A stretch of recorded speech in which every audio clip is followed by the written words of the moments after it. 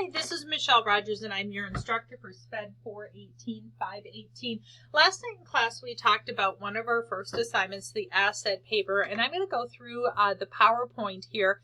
This PowerPoint is posted on D2L under Content, and it's called Asset Paper SPED 418.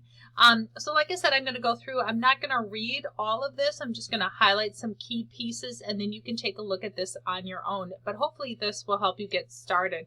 So the main reason we're having you write an asset paper is in our Ed TPA, we ask you to take into consideration students' assets as you are working with students. And so we want to give you the opportunity through this paper to consider your own personal assets. This is really the main slide that I want to talk about. There are four main types of assets that we're going to cover in this paper. You can choose to write about either one of them, two of them, or three of them. You could possibly write about four of them.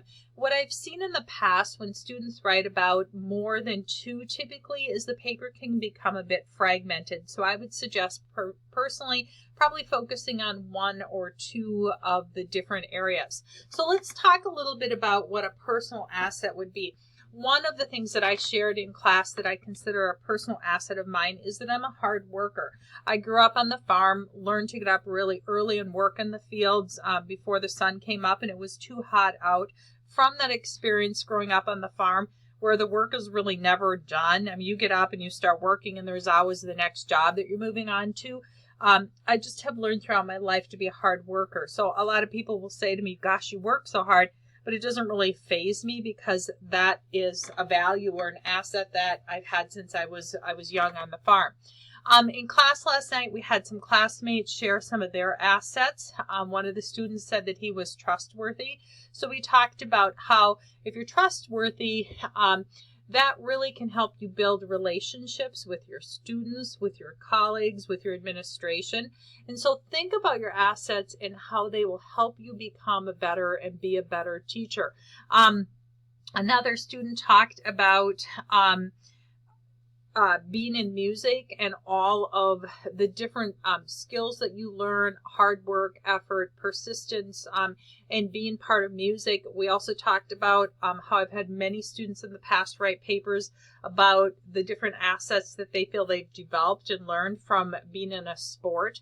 And so we talked a little bit about how someone could really take that whole idea of a musical experience or instrument, being in a sport, and think about, they could write their whole paper on the different assets that they've learned from those experiences, and each paragraph of their paper could talk about a different asset. Another student talked about when he had his first child, who I believe is 2 right now. I remember the little girl's name. Her name is Piper. And how that changed his whole life. At that point, he was working in an area restaurant, and his wife went back to school, and now he's back in school. And so he could base his whole paper around his family as an asset. So I'm really kind of jumping down to the second one, familial assets. And he could talk about everything he learned from having that child and how it threaded through his life and affected different parts of his life and the assets he took from that then become teaching assets. I had a student, I taught this class up in Brainerd last summer, who wrote his whole paper about growing up in the Brainerd community, in different aspects of the community, and his community involvement that really helped give him assets for his life. I've had students I had a student write a paper also last summer who had struggled with attention deficit, and she wrote how that was an asset for her life and identified how she had to be really determined to be able to go back to school and get her college education with that attention piece being a struggle for her. And then she talked about how that would fold into her career. So there are lots of different ways that you can approach this paper.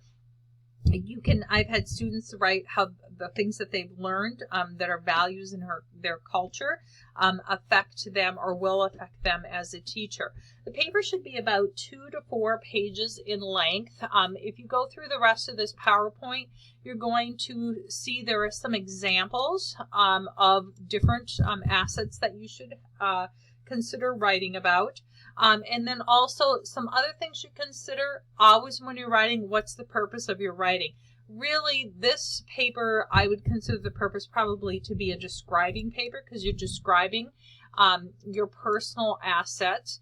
The paper or the PowerPoint also goes on and talks about trying to move away from general statements. And I'm not going to read this example right now, but you should pause and take a look at this in the PowerPoint. It gives an example of a very general statement. This example talks about how the family's always there for this person through thick and thin, but it never gives any specific details. So when you're done with this, you're not really quite sure how the family is there to support this person. But if you move on to the vivid details example, it gives specific examples of how the family is right there when situations happen to support the person in their lives. So that's something you should really look at in your writing, to be on target with your purpose for your writing, to be vivid in your details instead of vague.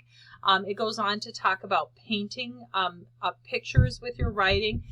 This example, if you read, gives some good information about this town, but are there other things that you could share that give even a clearer picture of this town? And clearly this is someone who's writing about their community as their asset, but they don't really specifically identify how these parts of the community are assets to them. So thinking about cleaning that up in that example.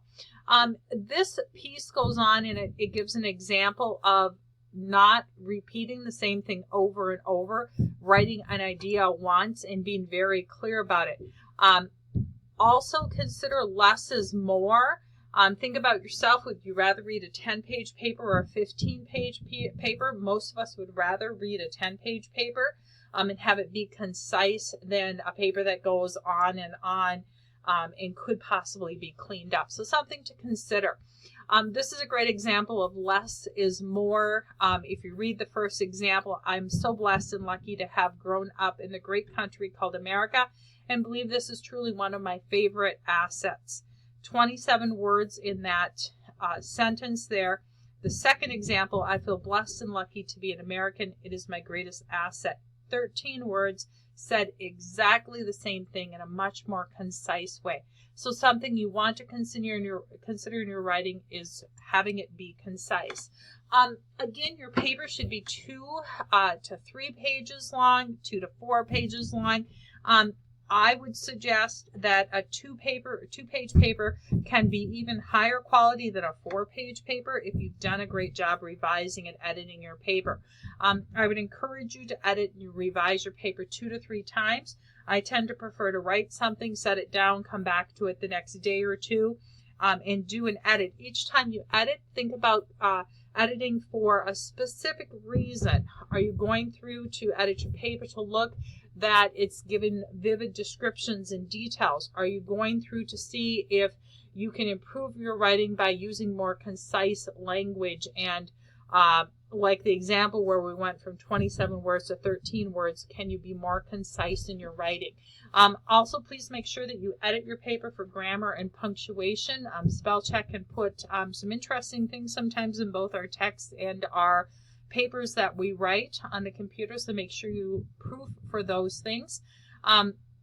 This paper should, when you're done, be very polished and high quality paper. I would also encourage you possibly to have a friend or a spouse edit this paper for you. That's essentially what we talked about for this asset paper in class last night. I just wanted to give you a little bit of background on it for those of you who were not able to attend. If you get started on this paper, this will be one of the most important things for you to get started on right away. A couple extra details for class. I would encourage you, if possible, to bring a laptop, an iPad, an iPhone, some electronic device that will give you access to the internet while you are in class. We'll be utilizing that from time to time. For next week in class, we are on campus. If you follow the syllabus, it clearly states which days we are off campus and working online and which days we are on campus. So please make sure you check each week. I will be sending weekly updates out to you each week, laying out the plan for the week. The syllable is really tentative. I move my pacing if we're flowing quickly with the pace of our class, I move more quickly. If we're having great conversations and getting into more depth, I slow down the pace of our class. So that syllabus is an outline, but I would anticipate every semester I revise it to go with the pace of the class. Our class is quite a bit smaller than my class last semester, so our pacing probably will be faster than the class that I had last semester that was very, very large. If you have questions, the email in my syllabus is incorrect. It should say mlrogers@stcloudstate.edu. Otherwise, I actually prefer that you texted me. Someone texted me with a big apology this afternoon for texting me because they couldn't get a hold of me through email. I actually prefer that you do text me. I just find that because I'm an off-campus instructor, it's much quicker for me to be able to get back to you via a text. Because I do work in a public school district during the school day, it's unusual for me to respond to emails during the day. I will respond to texts during my lunch or break. Otherwise, I do check my email each night. But please feel free to text me. Don't be surprised if you text me. If I think your answer is a lengthier answer, I'm very likely to give you a phone call. Sometimes that kind of shocks students. But I do want to have good communication. Actually, my goal is for excellent communication with you as we work through the semester. I'm looking forward to meet the students that I was not able to meet at our class on Tuesday.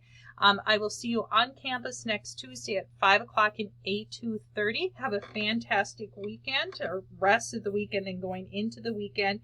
And I would again encourage you to get started on this asset paper.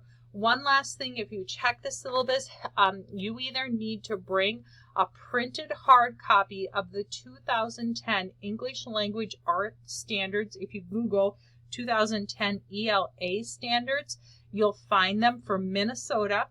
You can either download them on a laptop or an iPad. You can print them. Personally, I prefer a printed copy, but you'll need to be able to access those because we're going to do an in-class assignment with those. The last quick thing before my screencast runs out of time here is the days that we are on campus, it will be highly important for you to be on site. I certainly understand if students are sick or if emergencies come up. However, most of the time when we're on campus, we're going to be doing assignments that if you have to do them on your own or make them up, they could be anywhere from 5 to 10 times more work for you to do on your own than being on campus during those days. So please do your best to be on campus and communicate with me if there is some reason that you're not able to be on campus. Again, have a great weekend. I will see you next week.